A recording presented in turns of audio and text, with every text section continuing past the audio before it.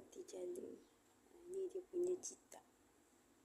Cetak dia ada 1, 2, 3, 4, 5 lubang.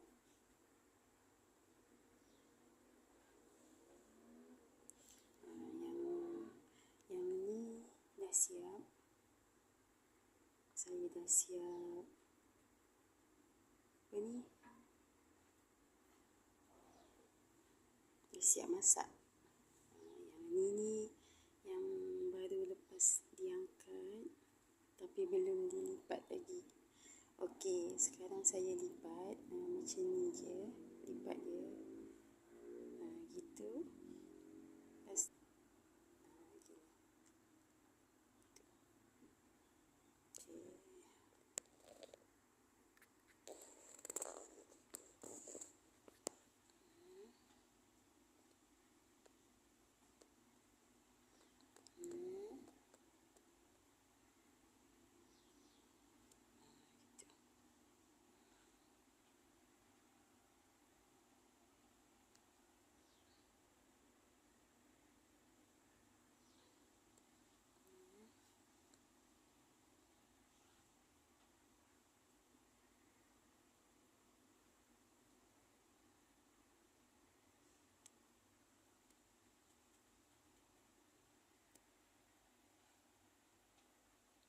Okey.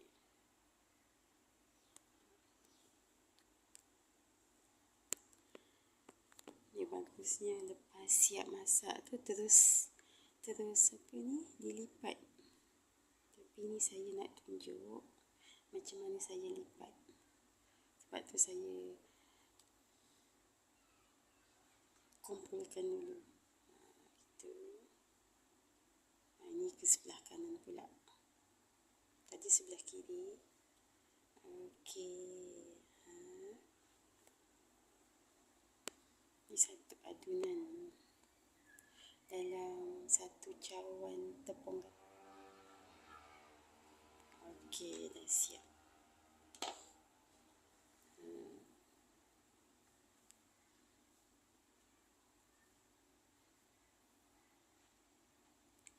Lembut sebab dalam acuan tadi dia tepung gandum, telur sebiji, garam sikit, lepas tu pewarna hijau sikit, gula sikit, sedikit air lah, agak-agak dia cair, jangan cair sangat, jangan pekat sangat.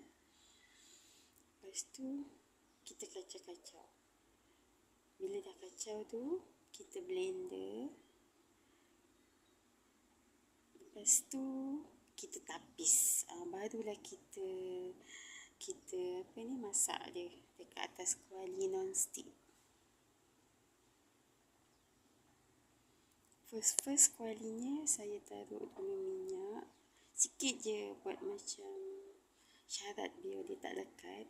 Tapi kalau kuali non-stick tu memang tak lekat kan. Saya apa ni taruh minyak sikit. Macam tua lah gitu. Lepas tu kita masaklah dengan api yang kecil. Tak payah balikkan. Agak-agak dia dah tanggal tu, kita usik tepi-tepi dia dah tanggal. Ni roti jala ni dah tanggal, kita tarik dia, angkatlah. Ataupun kita terus lipat dekat kuali tu, baru kita angkat. Lipat pakai senduk je. Okey, siap dah. Roti jala saya makan dengan kari ikan. Roti jala dengan kari ikan cara.